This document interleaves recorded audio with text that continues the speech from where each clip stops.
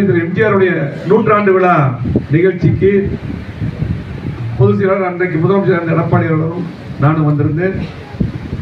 தலைவாய் தெரியும். அதே போல பல்வேறு திட்டங்கள் எல்லாம் அங்கே அறிவிக்கப்பட்டது.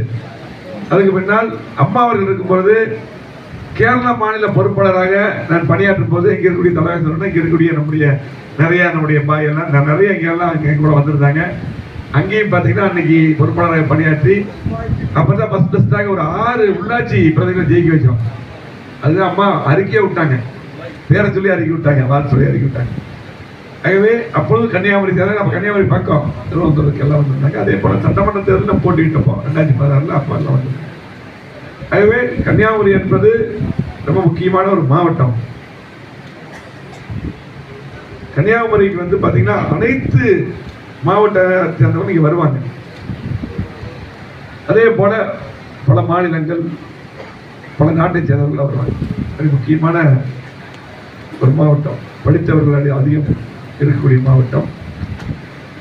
இந்த கூட்டத்தில் நிறைய எல்லாரும் பல்வேறு கருத்துக்களை சொன்னீங்க.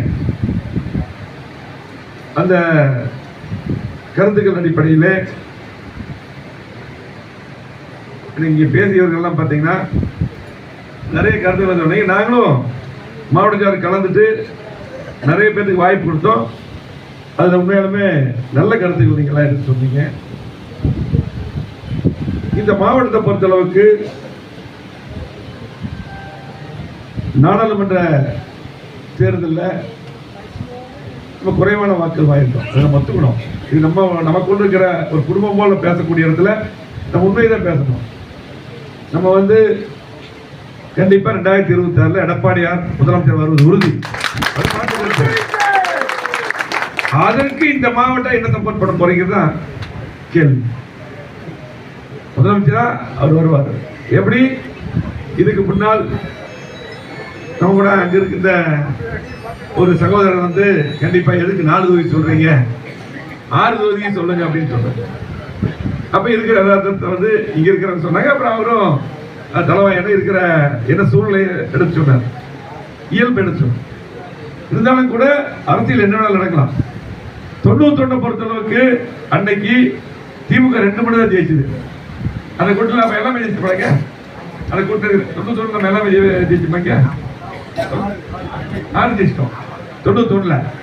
ஆகவே என்ன வேணாலும் மாற்றம் இருக்கிறது வந்து. ஆனால் கூட நம்ம கட்சியை பலப்படுத்தணும்னா அவர் பேசும்போது இருக்கிற சூழ்நிலை கட்சி எப்படி இருக்கு, இங்க மற்ற கட்சிகள்லாம் எப்படி இருக்குன்னு சொன்னாங்க. ஆகவே எதுவும் நடக்கலாம். ஆனால் நம்முடைய பணிகள் பொதுச்சியார் பல பணிகளை சொல்லியிருக்காரு. அதையும் நம்ம எப்படி சரியா செய்யணும் அப்படிங்கிறதா முக்கியம். இன்னைக்கு இந்த கூட்டத்துக்கு வர்ற அப்படின்னா இன்னைக்கு மாவட்ட செயலர் இருக்காரு, அதே போல ஒன்றிய செயலர் இருக்காங்க, அதே போல இன்னைக்கு பகுதி செயலர்கள், நகர செயலர், பேரூராட்சி செயலர். இந்த கூட்டத்துக்கு இன்றைக்கு மாவட்ட செயலராக இருக்கிறவங்க அதே போல அவங்களுக்கு நம்ம வந்து தகவல் கொடுக்குறோம். அதே போல அவங்க எல்லாம் தகவல் கொடுக்குறாங்க. இப்போ நான் மாவட்ட செயலராக இருக்கிறேன், எனக்கு 5 தொகுதி இருக்குங்க. 5 தொகுதிக்கும் நான் வந்து பார்த்தீங்கன்னா நேராக பேசுவேன், என்னுடைய உதவியாளர் பேசுவாங்க, சில பேருக்கு நம்ம நேராக பேசுவோம். அது மட்டும் இல்லை, எந்த சூழ்நிலை இருந்தாலும் இது அதிமுக கட்சி நம்ம குடும்பம், நம்ம ஒற்றுமை முக்கியம். இது நம்ம ஒற்றுமை முக்கியம். நம்ம எல்லாரும் எதா இருந்தாலும் நேரடியாக வந்து கலந்துட்டு எந்த கேள்விகளும் கேட்கலாம். அது நம்ம. ஆகவே நம்ம ஒற்றுமையா இருந்தால் நம்ம வீட்டிற்கு எந்த எதிரி கிடையாது. அதிமுக மிகப்பெரிய கட்சி. காலத்தில் மூத்த மன்னர் இங்க இருந்திருப்பீங்க, உங்களுக்கு தெரியும்.